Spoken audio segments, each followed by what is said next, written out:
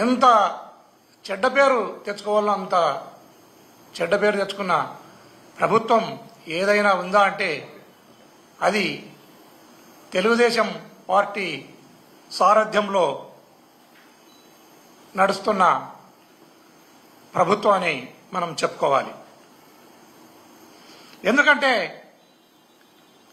రాష్ట్రంలో మనం గమనిస్తే ప్రభుత్వం ఏర్పాటు అయినప్పటి నుంచి కూడా అత్యాచారాలు, హత్యలు, హత్యా ప్రయత్నాలు, దోపిడీలు, దౌర్జన్యాలు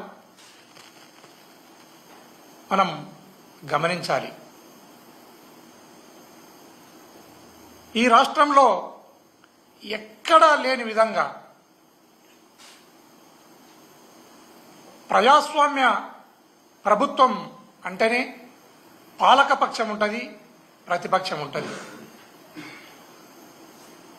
ప్రతిపక్షం వాళ్ళు సోషల్ మీడియాను వేదికలుగా చేసుకుని విమర్శిస్తే వారిపైన ఏ రకమైన ఉక్కుపాదం ఈ ప్రభుత్వం మోపుతుందో మనం గమనించాలి. అదే కాకుండా ఈ రాష్ట్రంలో వైఎస్ఆర్ కాంగ్రెస్ పార్టీ జెండాను పట్టుకుంటే చేతులు నరుకుతాం, జగన్మోహన్ రెడ్డి అంట నడిస్తే కాళ్ళను నరుకుతాం.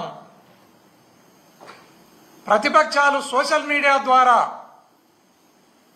గొంతెత్తితే, విమర్శిస్తే వారి ప్రాణాలనే తీస్తాము అన్న విధంగా ఈ ప్రభుత్వం ముందుకెళ్తా ఉన్న సంగతిని రాష్ట్ర ప్రజలందరూ కూడా గమనిస్తున్నారు, గమనించాలి కూడా. అనేక రకాలైన హామీలను ఇచ్చి ఆ హామీలను తుంగలో దొక్కి ఈరోజు చంద్రబాబు నాయుడు గారు ఏ రకమైన దుష్ట పరిపాలనకు తెరదీసినారో కూడా మనం గమనించాలి. ఈ రాష్ట్రంలో మనం గమనిస్తే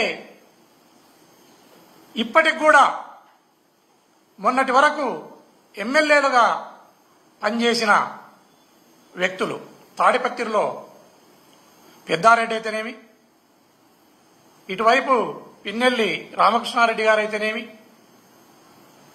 ఈవెన్ ఈ రోజుకు అనంతపురం జిల్లాలో రామగిరి వైపు వెళ్లాలంటే పోలీసుల పర్మిషన్ తీసుకుని, పోలీసుల పర్మిషన్ లేకుండా అక్కడికి వెళ్ళటానికి వీలు లేదు అనే ఆంక్షలను కూడా విధించిన సంగతి రాష్ట్ర ప్రజలందరూ కూడా గమనించాలని ఈ సందర్భంగా తెలియజేస్తున్నాను. ఎందుకంటే రామగిరి మండలం అనేది అది పాకిస్తాన్ బార్డర్ కాదు, లేదా చైనా బార్డర్ కాదు. అక్కడికి వెళ్లాలంటే ఖచ్చితంగా పోలీసు వారు అడ్డుకుంటున్నారు. అక్కడికి పోవటానికి పర్మిషన్ తీసుకోవాలి, మేము పర్మిషన్ ఇస్తేనే మీరు వెళ్ళాలి.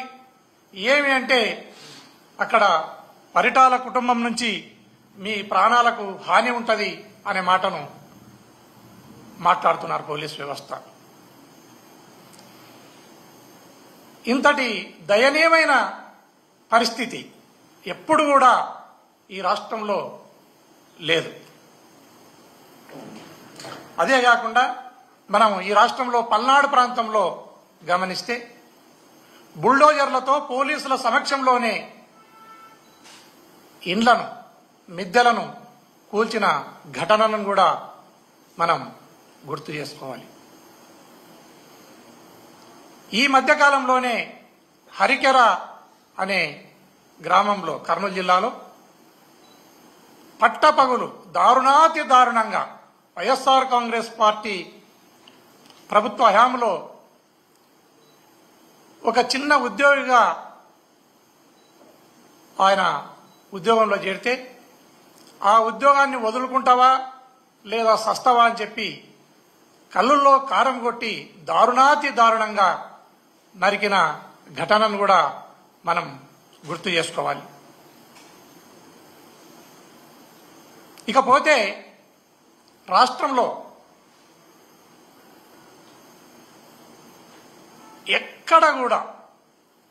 ఎక్కడ కూడా ప్రశాంతత లేనే లేదనేది కూడా మనం గమనించాలి.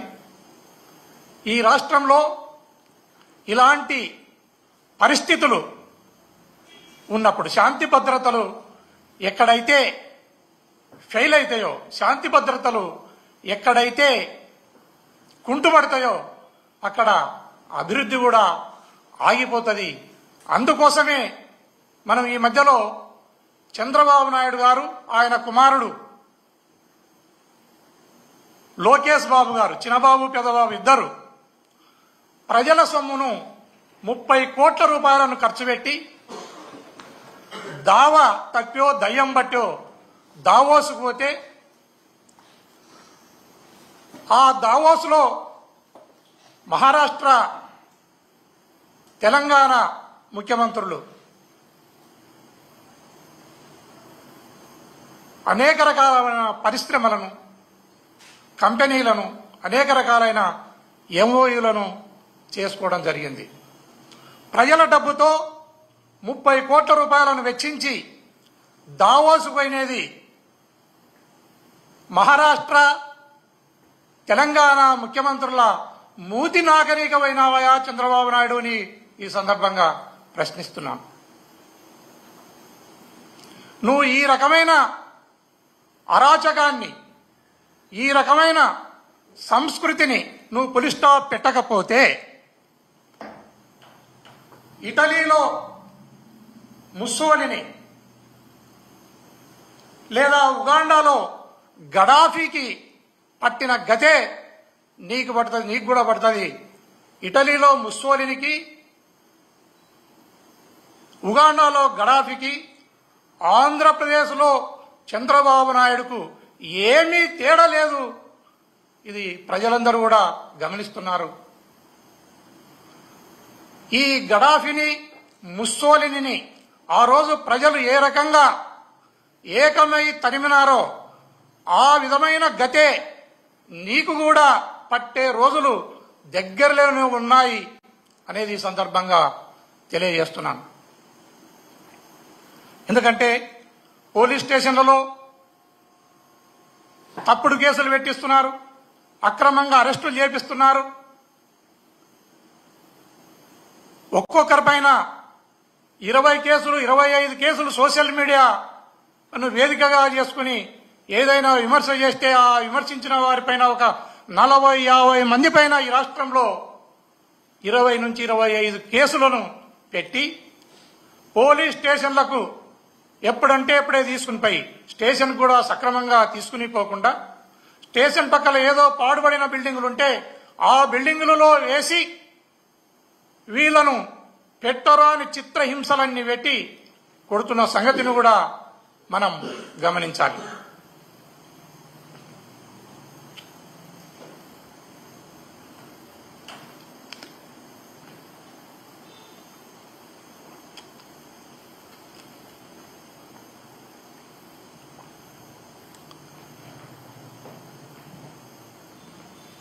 నువ్వు సూపర్ 6 అన్నావు.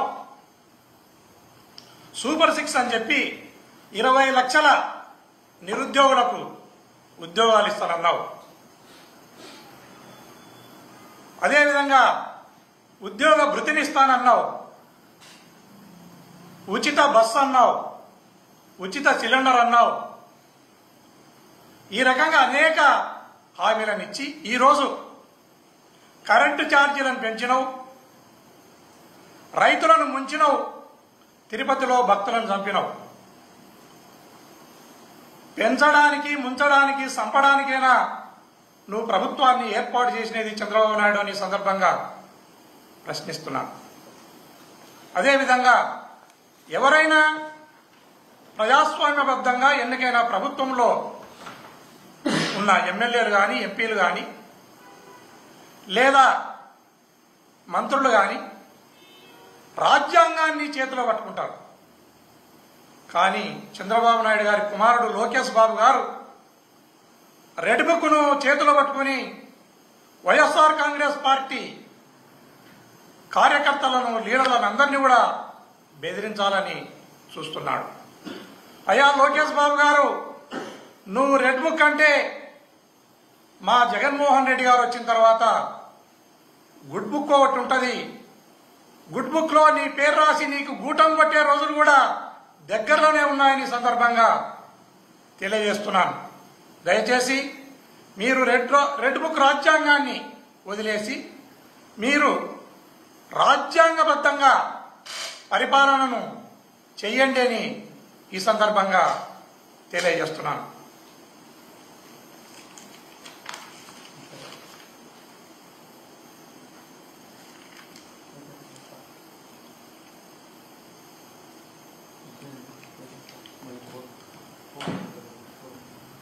తర్వాత మనం ఇంకొక ముఖ్య విషయాన్ని కూడా మనం గుర్తు చేసుకోవాలి. ఈ ప్రభుత్వం ఏర్పాటు అయినప్పటి నుంచి ఇప్పటి వరకు ఈ రాష్ట్రంలో ఏ ఒక్క మిస్సింగ్ కేసులో కూడా ఆడపిల్లల మిస్సింగ్ కేసులను పవన్ కళ్యాణ్ గారు ఆ రోజు ప్రతిపక్షంలో ఉన్నప్పుడు అనుకో, ఆయన ప్రభుత్వం రాకముందు 30,000 మంది మహిళలు ఆడపిల్లలు ఈ రాష్ట్రంలో మిస్ అయినారు. వారిని తీసుకుని వచ్చే బాధ్యత ఈ ప్రభుత్వానికి లేదా అని ప్రశ్నించడం జరిగింది. ఈ రోజు వరకు ఏ ఒక్క మిస్సింగ్ కేసులోనైనా ఒక్క మహిళను ట్రేస్ చేసినానని ఈ రోజు వరకు నువ్వు ట్రేస్ చేసినది కానీ ట్రేస్ చేసి ఒక ప్రెస్ మీట్ పెట్టడమో లేదా ప్రజలకు తెలియజేసిన సందర్భం ఏదైనా ఉందా అని ఈ సందర్భంగా పవన్ కళ్యాణ్ గారిని కూడా నేను అడుగుతున్నాను. దాన్ని కూడా రాష్ట్ర ప్రజలందరూ కూడా గమనించాలని ఈ సందర్భంగా తెలియజేస్తున్నాను.